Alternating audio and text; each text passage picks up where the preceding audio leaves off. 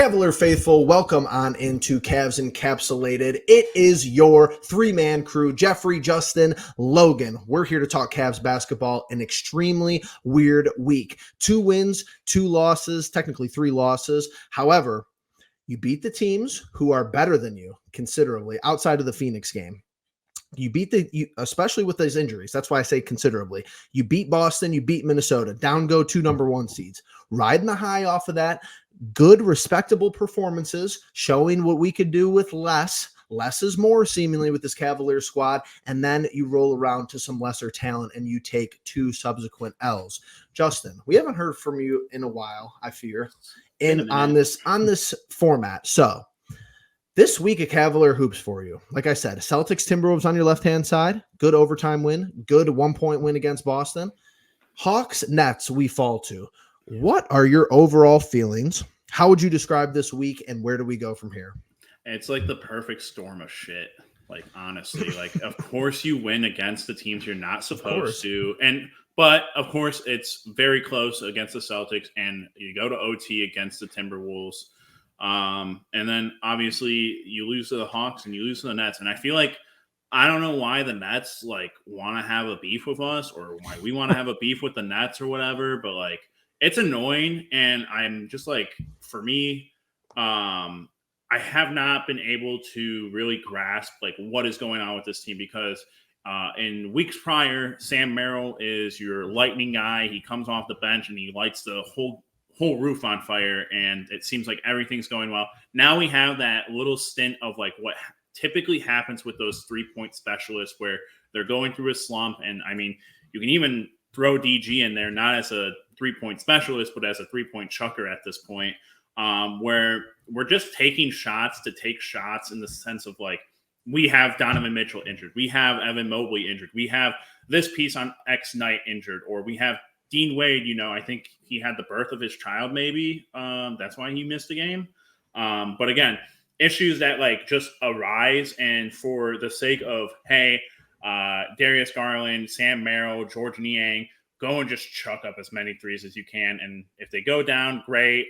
We'll see what we can do at halftime. If we're down, I don't have any belief that this team can come back in any reliable way as of right now with the injuries. But outside of that, those games, I'm glad you win against the Celtics, and I'm glad you win against the Timberwolves, but I really just feel like they're meaningless. And I can say the same thing with the losses, but again, everyone wants to get all ha-ha, rah-rah when we win those big games, and then it's oh yeah, it's just the Brooklyn Nets, or it's just Atlanta, and my only thing is just keep it $150 at the whole time, and totally agree. Don't be yeah, this one means more than the other, when really they both don't mean, or all 4 of them really don't mean all that much, unless you lose all 4 or you win all 4.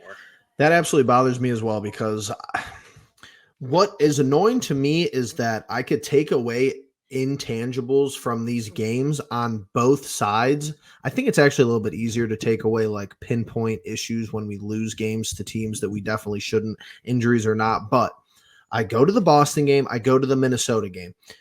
Is this team learning how to win? I think that that's 100% the truth. You could win with guys down. You could win when stuff isn't going your way. The refs are against you. The shots aren't falling. Have we broadened our horizons as far as, hey, we could win a basketball game like this, and then the next night, we might lose a basketball game in a totally different way than we lost the last one, but it's that abnormal variance that is keeping us high and low at the same time.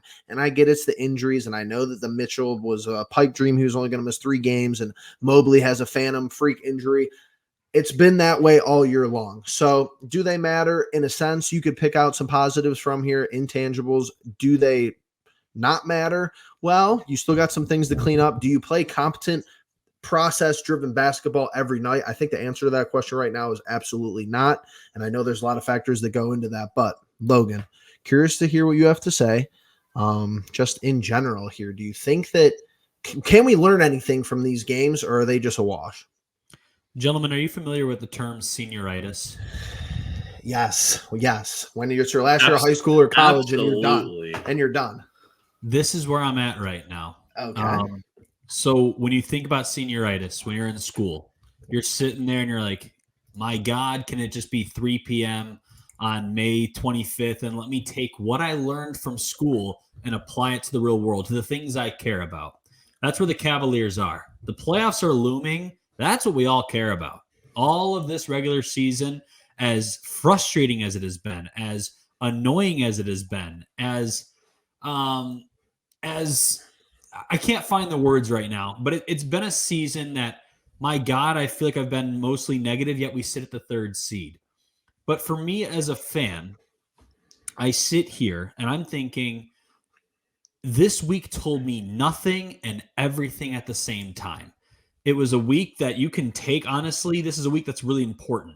You won the games, the big games. That's what I needed to see. That's what I complained about last week when we had Ethan on the show. I said I want to see the Cavaliers rise to the occasion in those big games. Yeah. Losing to Brooklyn sucks, but it's hard to sweep a team. I think there is some animosity between the two teams. I do think Brooklyn was up for that game. I think the Cavaliers were down. It is what it is. The Hawks game, once again, that back-to-back seems to kill us. Luckily, in the playoffs, you won't be seeing any back-to-backs. But this is where we're at in the season. The playoffs are looming. The fresh air and the sunshine is just waiting. You need to get out of the classroom and apply yourself. The Cavaliers have, for the most part, actually passed a lot of tests this year. But here comes the final. Here comes the playoffs. And that's where the Cavaliers are going to be really tested. For me, we're not playing a great brand of basketball right now, and you want to be playing your best brand of basketball going into the playoffs. Lord knows with senioritis, though, you weren't doing that. You just wanted to get your degree and get the hell out of there. The Cavaliers have to get to a point where these tests are leading up to the major final. This is what gets you through. This is what gets you to the point. And I do think with health, with these injuries starting to go away, JB has a really tight deadline here, a couple of weeks really, with a full healthy roster to figure it out, and let's roll. I think this Cavaliers team has all the makings of being an Eastern Conference finalist team, but lately, like I said last week, we're nothing more than a first or second round exit until I can see it on the court, until I can see it. I saw it a little bit in that Boston game. I saw it for sure in that Minnesota game. The Atlanta game, the Brooklyn game, I don't care about as much. The Phoenix Suns game, we battled a team that at the end of the day is a tough team to stop with the guys that you are down. And they made a game out of it. Was I disappointed with a 30-point piece from Garland when he had 21 in the first quarter? Yeah, but I'm nitpicking here at this point, right? And I just feel like the Cavaliers have to get over this little case of senioritis and really focus up, because that test is coming and it's coming quick. It's just like when we watch sports, if you could put one and one together to make two in a logical sense, I think it makes everything easier. And that's just what the complete opposite of this season has been. If JB looked like an absolute stud, master chef, master cook at full strength, and we were winning throughout the continuity in the duration of the year, and we were losing games, down men, down 3 starters and a role player, 2 starters and a role player, whatever you may have, at least I could put the pieces of the puzzle together in my brain. But I watch this team, and it's the complete opposite. I have no idea what I'm getting from a majority of these guys, and that's my issue. Now, when they play good basketball, I know exactly what I'm getting. But when you don't, it's really a hodgepodge. It's a mixed bag. And I think the criticism in some aspects is warranted. I think you have to give them respect and show them that, hey, we battled through injuries. Like you said, Logan, I think your best line there is that we have passed some tests. But once again, regular season tests don't count toward your grade unless you're a rebuilding team, unless you're a team who has been in the playoffs 5 years, unless you're a team that had zero expectations, the Cavs 2 seasons ago. It's all or nothing.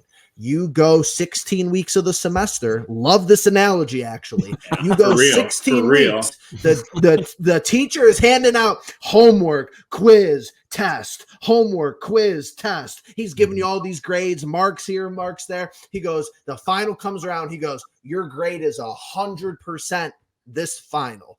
Yeah. Welcome to the Cleveland Cavaliers season. And if you fail the final, the organization is going backwards. If you pass the final with flying colors, you're going to move forward into the future. You're going to have a young core here that we could build upon, and you're going to have a lot of fun basketball coming up. That's the reality of the situation. Justin? Yeah, keeping it with the school analogy. I mean, Love you can just talk about how the quizzes and the tests that aren't the finals are just kind of your seeding, where your standings are, and Right. as of right now, you're kind of like a B plus right now at 3. You're looking at other teams, and obviously positioning is a heck of a thing with the Knicks, Magic tied at 4 and 5, and then the Pacers and Sixers tied at 6 and 7. All potential matchups, all potential, teams that we could see in that first round. And, I think it's 2 for 2. I think 2 teams that you'd want to see and 2 teams that you wouldn't want to see in that first round. So I think my biggest thing is going to be like, hey, when can we get Donovan back? Can we get him back before the end of the season? Same thing with Evan, because I would not like to rest him all the way till playoffs, because I think that's a recipe for disaster. But at the same time, I will be standings watching for the rest of the season, because it is by far the most important thing going into the playoffs right now, because it is, like Logan said, until we put it in our rear view from last year, we are a first round exit or a second round exit team at best. Honestly, I think that this is going to be something to follow. The standings are something we've looked at all year, every episode. I'm actually not going to pull them up today because I think it's pretty straightforward. You're getting down to the home stretch. You're going to be the 2 seed or you're going to be the 3 seed. If you don't care who you play, and this is an organizational thing, and I know people, oh, you're reading too much into this. This isn't really how this works, blah, blah, blah. Listen up. Everything matters. It does. If you want to follow the team at a high level. If you don't, if you want to watch half the game and, go over here, grab your favorite weeknight beverage, do whatever you want to do. However, if you want to really determine who you play, then you're going to have to figure out, hey, are we playing Donovan Mitchell? Do we want to get the 3 seed to play X team, or do we don't really care? I don't think we can slip to the 4 seed, but is the 2 seed more favorable to push for it, or is the 3 seed more favorable, or do we not care? As an organization, you have to make a stand. You have to go with a combined philosophy. I don't know who's making that call. Maybe they don't make that call. And maybe you're right. Maybe I'm looking too much into it. But if you think that you might see the Sixers with a healthy Embiid at the 3 seed, maybe you want to push for the 2 seed to maybe get Indiana, to maybe get Orlando. It's strategy. It's a business. Businesses have strategy. Logan, let's switch over real quick. I'm going to hit this point, then we're going to do predictions, then we're going to wrap up. Let's talk about Adam Silver's NBA, specifically as it goes to NBA awards. Now, I have feelings and thoughts about this, so I want to steer the direction in this way. But Donovan Mitchell, the 3 games he was projected to miss, he could have missed those 3 games, come back, play the entirety of the season, and he still would have been eligible for NBA awards. Missing the Suns game eliminates him. How do you feel about this? Do you feel like it's too little games like missed? Like, do you feel like it should be like 60 games or 55 games out of 82? And do you think it's disappointing that like this is kind of how the NBA has gone, or do you think it's all fine and you don't mind the availability aspect? I've come to learn that the more I try to learn Adam Silver's NBA, he changes the whole thing the following week. So they're always developing, always changing the NBA. It's not for everybody. I know Jeffrey's not a fan of a lot of the things, whether it comes to scheduling or it comes to implementing an in-season tournament, dunk contest, All-Star Weekend is dead. There's a few things. Lottery sucks. Draft is terrible. The lottery is one thing that I will never understand. If you're a bad team, you get the best pick. The NFL does it right. I get it. There is like the whole tanking issue. Okay, bottom 3 seeds. Like, we don't need to do all this crap where a team who had a 5% chance rides up number 1. And believe me, we're Cavalier fans. We watched us get Andrew Wiggins having the least amount of odds to get him. Literally. I thought that was BS. But getting back to today's NBA, I think 60 is the sweet spot. You want these players to play, but I do think there is a such thing as just a guy who gets a bad luck, bad rub. Seriously. It does happen. These guys, they are putting a lot of wear and tear in their bodies. The Cavaliers are playing an historic amount of back-to-backs right now. Like, every time I get in the Cavaliers broadcast, I swear they're like, all right, well, this is the Cavaliers' 14th game in 15 days. Like, it's just like, my God, like, these guys are just playing and playing and playing. I get it. That's a job. You have to earn these awards. I totally get it. I do think 64 games is kind of BS. I do think at the end of the day, people know how good Donovan Mitchell is. And I do think he'll have every opportunity to prove that and to show that he should have been a first, second team type of player if he can lead this Cavaliers team on a playoff run. And that should be the only thing on his mind. We shouldn't be thinking. I'm going to go back to your point about strategy, Jeffrey. I get where you're coming from. I don't think you're reading too much into it. I think you're being a fan. I think people need to understand the distinction there. This isn't Jeffrey losing his freaking mind. This is Jeffrey thinking from what would I do if I was playing NBA 2K? I don't want to play the Sixers in the first round, But for me, I want these guys to just play good basketball because, like I said, you have to be playing good basketball going to the playoffs. You have to find that killer instinct in you right before the playoffs. And that's what it's going to come down to. So in-season awards, be damned. It's all going to matter when we get between the lines. The playoff, the crowd is full with wine or white or gold shirts, and we're rolling. Hopefully Navy. Yeah, the Navy's gone, Jeffrey. But you make the pinnacle of points there. Like, okay, what do we have? We have 17 games left. Let's say 2-3 weeks from now, we were 16-1 in the last 17 games, like a pre-All-Star break. Bring me Embiid. Bring him here. Right. I could still eat those words. It doesn't matter when your process is working. Our process was working like 5-6 weeks ago. Right now, it's out of whack, and it's out of whack because of a lot of factors, injuries, stuff we've talked about. Have they maneuvered through it when possible? Have they beat good teams? Absolutely. Yep. But beating a good team once is the same way as the same part of the coin of losing to a good team once. Would Atlanta beat us in a 7-game series because they beat us one time? No. Would we beat Boston in a 7-game series because we beat them one time by one? Like, let's think about what we're watching and zoom out from, oh my gosh, every play, I'm gonna just tweet this play out. This play was so good. He did so good this quarter. No one's even really looking at the top-down picture 30,000 feet out, in my opinion. Justin, from someone who's kind of covered we followed the NFL awards very well. They do that process stunningly. It's a nice night. Everyone gets dressed up. Browns clean sweep. Don't lose anything. Love it. But how do you feel, Donovan Mitchell? Should he play? Should he be eligible for awards, or how do you think this factors into people's careers? I feel like just talking about Donovan specifically, I feel like he would have been shafted anyway. So there's no real point to him getting it or playing to, fight for that. The NBA MVP award is literally who has the best statistics in the league. It is not, hey, you take this player out. And of course it would always, for the most part, be LeBron. If that was the case, if you take this player out, and how good is this team afterwards? But at the same time, like everything Logan said, the lottery, trying to just tank for it and everything to get a better percentage of things, it just doesn't make sense. And my thing with Adam Silver in general is like, he is such a flip-floppy kind of guy. So he gives Ja like a 50-game suspension for all the antics he pulls. And then Draymond Green gets like a 20-game suspension for literally having multiple accounts of physical assault. Like legitimate, like I feel like the dude's lucky to be in the NBA and not in prison, because the dude clocked Jordan Poole dead on camera. Dude clocks him, and then is stomping on Sabonis, is throwing elbows, and kicking this dude Steven Adams in Silver the balls a couple of years ago. Yeah, this dude Silver is just repeat like offender.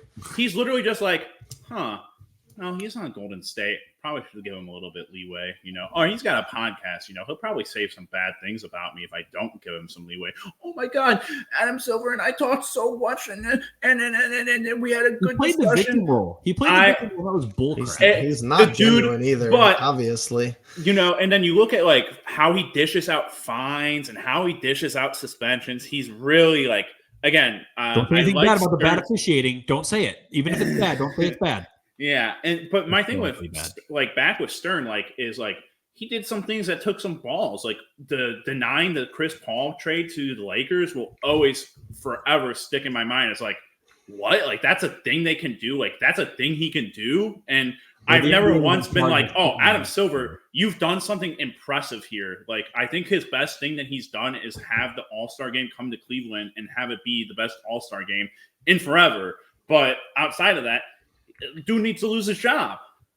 Fair. Love it. Calling for people's heads. God. Calling for Silver's head. I didn't say all that about Adam Silver now. I don't have a very Logan's high like, opinion. can you get me a job at the Yeah. National Yeah, Basketball I'm not- Association? I think the He's like, NBA's runs he's looks fine. He's like, think I see NBA's Twitter page. I Next can thing do you know, better I'm than going to have that. a fine in my mail. it just needs a few tweaks. That's all. And honestly, here's the thing. Here's another thing. And if you've been watching this long in the episode, make sure you hit the thumbs up button. Make sure you comment down below and let us know if you think that we push agendas and you think, oh, yeah, we complain a lot on this show. We have done a dedicated short after every Cavalier victory this year, courtesy of Logan LeDuc. Absolute banger content. So I don't want to, you guys never, no, you're just not paying attention if you don't think we don't do stuff as far as positivity goes after games. Every single win, there's a short next day or a couple days after if I'm not at my setup. But here's my thing. Justin, 100% correct. Donovan Mitchell was not winning anything of note. He was going to be second team all NBA because it's a mess. It's a bad system. Luka was going to be the point guard on the first team. Shea was going to be the 2 guard and Tatum was going to be your 3. He was not going to be first team all NBA.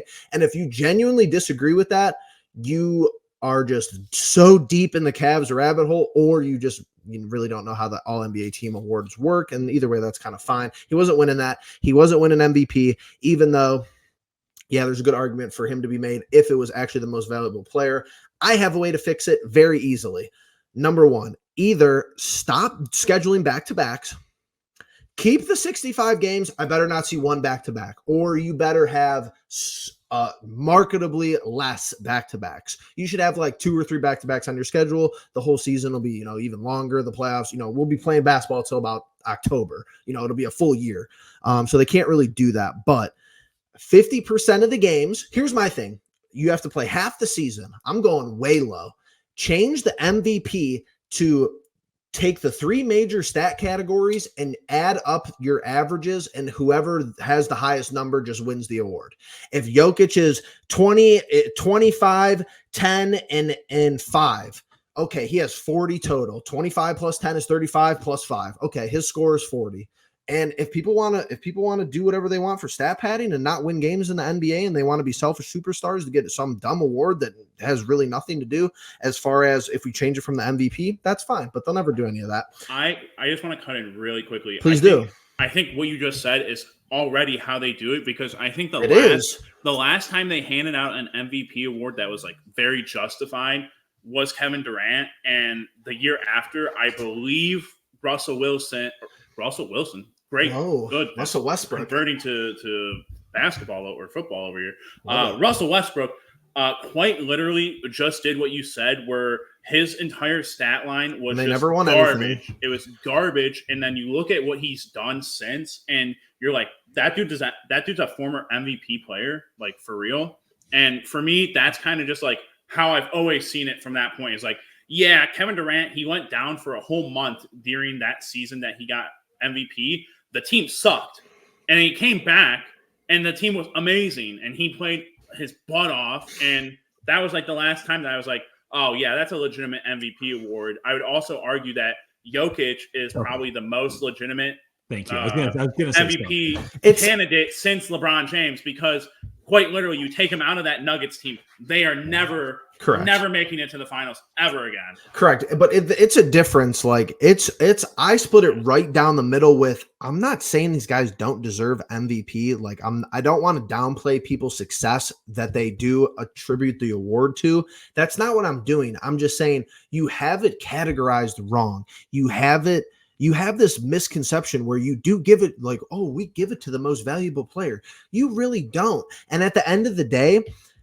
the landscape of the league, you play so much that awards mean a lot less to me in the NBA. In the NFL, awards mean just that much more. There's more players, a lot of different factors, but Steve Nash has a couple of MVPs, if I'm not mistaken. Nobody's putting Steve Nash top 10 player of all time. Not top 20, he's cracking the top 50, maybe top 40, 30. So here, but Logan, I see talks about that all the time. I see you making that face, but like, like here's my thing. All right, maybe I'm going a little crazy, but my point is, like, that dude was winning MVPs over like LeBron, Kobe. and Kobe, like Shaq. like It makes no sense. Like, but they at least tried to have a nuanced approach there. But that's back to my other point is they get sick of giving it to the same guy. So they're just like, oh, we're going to weight you higher because, okay, we got to give it to Embiid because we could give it to Jokic every year, but that's kind of lame, not good for the sport. An international player wins it either way, but that's kind of a big tangent. However, here's my thing. If I may please step in here for a moment. Please do. Yeah, there's a such thing as the most outstanding player and the most valuable player. Like the NFL has offensive player of the year and then offensive rookie of the year, defensive player of the year, defensive rookie of the year. Correct. They have these other categories. I do think valuable is such a. But the problem is it's too late, right? Because you've been doing this for however many years. MVP. You can't change what the MVP means anymore. You win the MVP, you're the best player in the NBA in the NBA's mind. But I look at a guy like LeBron James, right? This man should have 8, 9 MVPs, if I'm being totally honest. 8 to 9. I got to imagine. 4 is ridiculous. 4 is absurd. 4 out of 20. I would argue LeBron in 2017, 2018, carrying that Cavs team to the finals. He should have won an MVP that year, but James Harden scored 36 points, so he wins. And I think there has been legitimate MVPs. I look at Jokic, and you know what? As much as we didn't like him, I've come to respect him. Steph Curry had an unbelievable season in 15-16. Now, no doubt that Warriors team would still be fine without him. Come in that 15-16, but nonetheless, I just feel like you can never, ever have voter fatigue. I think that's the dumbest thing in the frickin' world. If Jokic is the best player for 6 straight years, he wins 6 straight MVPs.